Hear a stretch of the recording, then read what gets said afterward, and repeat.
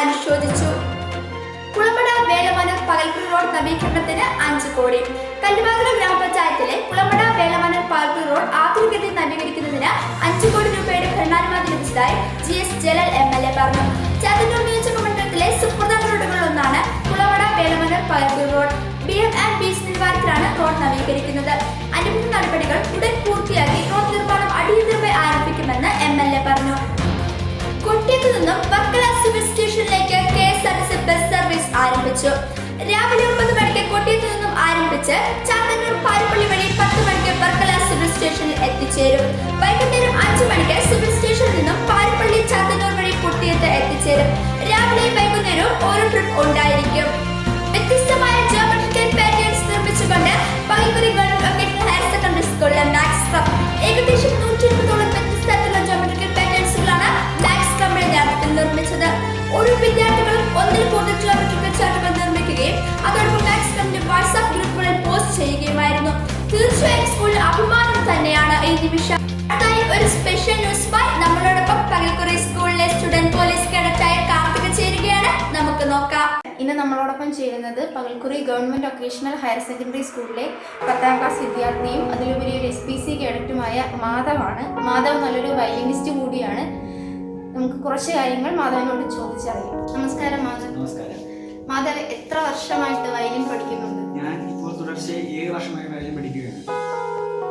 സ്വന്തം ഇഷ്ടപ്രകാരമാണോ അതോ അമ്മയുടെ അച്ഛൻ്റെ ഇങ്ങനെ മറ്റാരുടെയെങ്കിലും താല്പര്യപ്രകാരമാണോ വയലിൻ തന്നെ സെലക്ട് ചെയ്തത്? ഇല്ല, എന്റെ സ്വന്തം ഇഷ്ടപ്രകാരമാണ് സെലക്ട് ചെയ്തത്. എന്താണ് വയലിനോട് ഇത്ര ഇഷ്ടം തോന്നാൻ? സാധാരണ അമ്പലങ്ങളിൽ കച്ചേരി നടക്കുമ്പോൾ വയലിൻ കാണുമല്ലോ, അപ്പൊ അത് കാണാൻ പോകുമ്പോൾ ആ വയലിനോട് പ്രത്യേക താല്പര്യം തോന്നും. അതുകൊണ്ടാണ്. കൊറോണ കാലമാണ്, റെഗുലർ ക്ലാസ് നടക്കുന്നില്ല, വയലിൻ ക്ലാസ് നടക്കുന്നില്ല, ഓൺലൈൻ ആയിട്ടാണ്. അപ്പൊ എങ്ങനെയാണ് പഠനവും വയലിൻ പ്രാക്ടീസും ഒരുമിച്ച് കൊണ്ടുപോകാൻ പറ്റുന്നുണ്ട്? എനിക്ക് അധിക സമയം കിട്ടുമ്പോഴൊക്കെ ഞാൻ വയലിൻ പ്രാക്ടീസ് ചെയ്യുന്നുണ്ട്. ഇപ്പൊ ഈ ലോക്ക്ഡൌൺ ആയതുകൊണ്ട് സാർ ഓൺലൈൻ ക്ലാസ് എടുക്കുന്നില്ല, അപ്പോൾ ഓൺലൈനായിട്ടാണ് സാർ ക്ലാസ് എടുക്കുന്നത്.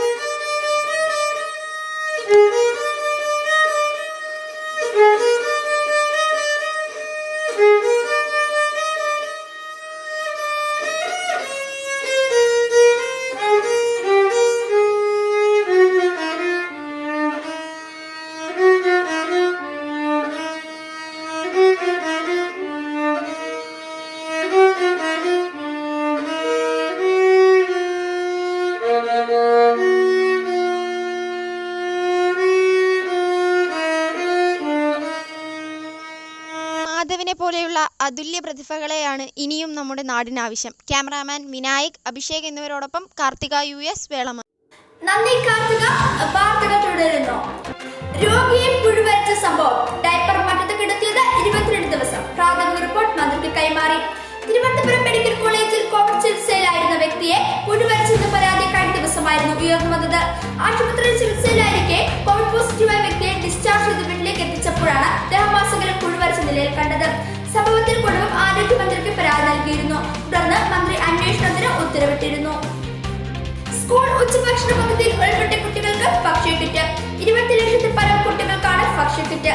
സ്കൂൾ ഉച്ചഭക്ഷണ പദ്ധതിയിൽ ഉൾപ്പെട്ട പ്രീ മുതൽ 8ാം ക്ലാസ് വരെയുള്ള കുട്ടികൾക്ക് ജൂൺ, ജൂലൈ, ആഗസ്റ്റ് മാസങ്ങളിലെ ഭക്ഷ്യഭദ്രത അലവൻസായി അരിയും പലവ്യഞ്ജനങ്ങളും അടങ്ങിയ ഭക്ഷ്യക്കിറ്റ് പൊതുവിദ്യാഭ്യാസ വകുപ്പ് വിതരണം ചെയ്യും. സർക്കാർ എയ്ഡഡ് വിദ്യാലയങ്ങളിലെ 20 ലക്ഷത്തിൽ പരം കുട്ടികൾക്ക് ഈ പദ്ധതി ഉപകാരപ്പെടും. പദ്ധതിയുടെ ആകെ ചെലവ് 100 കോടി രൂപയാണ്. കേന്ദ്ര സഹായവും ഇതിന് ലഭ്യമായിട്ടുണ്ട്. ധോണിയാകാൻ ശ്രമിക്കുന്നില്ല, ആർക്കും അതിന് കഴിയില്ല, ഉള്ളത് പറഞ്ഞ സഞ്ജു. ഇന്ത്യൻ ക്രിക്കറ്റ് ടീമിന്റെ മുൻ ക്യാപ്റ്റൻ മഹേന്ദ്ര സിംഗ് ധോണിയുമായുള്ള താരതമ്യങ്ങൾ തള്ളി മലയാള താരം സഞ്ജു സാംസൺ രംഗത്ത്. ധോണിയെ പോലെയാകാൻ മറ്റാർക്കും സാധിക്കില്ലെന്നും ആരും അതിന് ശ്രമിക്കേണ്ടതില്ലെന്നും സഞ്ജു അഭിപ്രായപ്പെട്ടു. UAE പുരോഗമിക്കുന്ന IPL 13ാം സീസണിലെ ആദ്യ 2 മത്സരങ്ങളിലും തകർപ്പൻ പ്രകടനം പുറത്തെടുത്തതോടെയാണ് സഞ്ജു ധോണി താരതമ്യം ശക്തമായത്. പകൽക്കുറി പ്രദേശത്തിലെ കൊറോണ വാർത്തകൾ. പള്ളിക്കൽ പഞ്ചായത്തിലെ 13ാം വാർഡിലെ 2 വ്യക്തികൾക്ക് കോവിഡ് സ്ഥിരീകരിച്ചു. കുട്ടിയമ്പക്കിലെ ഒരു കുടുംബത്തിലെ 3 പേർക്ക് കോവിഡ് സ്ഥിരീകരിച്ചിട്ടുണ്ട്. അടുത്തതായി ഒരു സ്പെഷ്യൽ ഇന്റർവ്യൂമായി Pakalkuri government vocational police cadet Adrija S Kumar നമ്മോടൊപ്പം ചേരുന്നു. നമുക്കും ചേരാം. നമസ്കാരം വിന. നമ്മളോടൊപ്പം ഇന്ന് ചേരുന്നത് ഗവൺമെന്റ് വൊക്കേഷണൽ ഹയർ സെക്കൻഡറി സ്കൂളിലെ അധ്യാപകനും അതിലുപരി പ്രശസ്ത കവിയുമായ രജികുമാർ സാറാണ്. സാറിനോട് നമുക്ക് ഏതാനും കാര്യങ്ങൾ ചോദിച്ചത്. നമസ്കാരം സാർ. നമസ്തേ. പകൽക്കുറി ഗവൺമെന്റ് ഹയർ സെക്കൻഡറി സ്കൂളിലെ മലയാളം അധ്യാപകനായ താങ്കളുടെ ഔദ്യോഗിക ജീവിതത്തെക്കുറിച്ച് ഞങ്ങളുമായി ഒന്ന് പങ്കുവയ്ക്കാമോ? എൻ്റെ ഔദ്യോഗിക ജീവിതം ആരംഭിക്കുന്നത് 2000 ആണ്ടിലാണ്. 2000-ൽ ഞാൻ ഒരു പോസ്റ്റ്മാനായി ഔദ്യോഗിക ജീവിതം ആരംഭിച്ചു. 5 വർഷത്തോളം പോസ്റ്റ്മാനായിരുന്നു. തുടർന്ന് ഞാൻ പോലീസിൻ്റെ ലിസ്റ്റിൽ നിന്നും KAP 3-ൽ അടൂർ KAP 3-ൽ പോലീസുകാരനായി മാറി. തുടർന്ന് അവിടെ നിന്നും മലപ്പുറം LD-യുടെ ലിസ്റ്റിലുണ്ടായിരുന്നു. അങ്ങനെ വാട്ടർ അതോറിറ്റിയിൽ എനിക്ക് LD ക്ലർക്കായിട്ട് ജോലി കിട്ടി. അത് തിരുവനന്തപുരത്തും ആറ്റിങ്ങലുമായിട്ടാണ് ഞാൻ എൻ്റെ ഔദ്യോഗിക ജീവിതം നിർവഹിച്ചത്. തുടർന്ന് 2007-ൽ ഞാൻ HSA ആയിട്ട് ജോയിൻ ചെയ്യുന്നു. അത് വിതുരയിലായിരുന്നു ആദ്യം ജോയിൻ ചെയ്തത്. തുടർന്ന് ഭരതന്നൂരും, തുടർന്ന് നമ്മുടെ ഈ പകൽക്കുറി ഗവൺമെൻറ് ഹയർ സെക്കൻഡറി സ്കൂളിലെത്തി. 93 മുതൽ ട്യൂട്ടോറിയൽ വിദ്യാഭ്യാസ രംഗത്തുമൊക്കെ കാര്യമായിട്ട് പ്രവർത്തിച്ചിട്ടുണ്ട്. MA വരെയുള്ള ഒരുപാട് കുട്ടികളെ പഠിപ്പിച്ചിട്ടുണ്ട്. ഇതുകൂടാതെ തന്നെ ഭരതന്നൂരിരുന്നപ്പോൾ ഞാനൊരു 5 വർഷം SPCയുടെ CPO ആയിരുന്നു. ആ ഒരു ബെസ്റ്റ് ട്രെയിനർക്കുള്ള അവാർഡും എനിക്ക് ലഭിച്ചിട്ടുണ്ട്. ഇതാണ് ഔദ്യോഗിക ജീവിതത്തെക്കുറിച്ച് ഒന്ന് ലളിതമായി പറയാൻ കഴിയും. താങ്കളുടെ ഏതെങ്കിലും കവിതയിലെ ഏതാനും വരികൾ ഞങ്ങൾക്ക് വേണ്ടി ഒന്ന് പാടിത്തരാമോ? കവിതയെക്കുറിച്ച് പറയുമ്പോൾ എൻ്റെ മനസ്സിനെ ഏറ്റവും സ്പർശിച്ച ഒരു കവിതയാണ് സ്വപ്നാടകൻ എന്ന കവിത. അപ്പോൾ ആ ജീവിതാനുഭവങ്ങളെ ആവിഷ്കരിക്കുന്ന ആ കവിതയുടെ അല്പം ചില വരികൾ എന്ന് ചൊല്ലാം.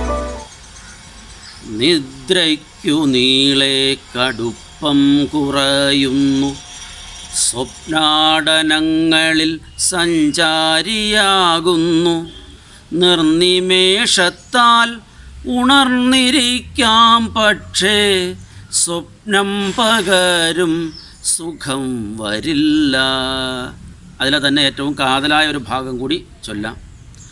നഷ്ടപ്പെടട്ടെ നാം നേടിയവയൊക്കെയും, നഷ്ടപ്പെടുത്തല്ലേ നിന്നിലേ എന്നെ നീ, ജീവാന്തകാലം മധുരമായി നിൽക്കട്ടെ, പൂവണിയാത്തൊരീ മോഹങ്ങളൊക്കെയും.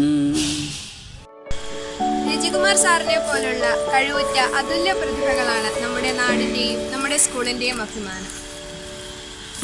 ക്യാമറാമാൻ ദേവി ഗോപാലിനൊപ്പം അദ്രിജ. ഈ ആഴ്ചയിലെ വാർത്തകൾ അവസാനിക്കുന്നു.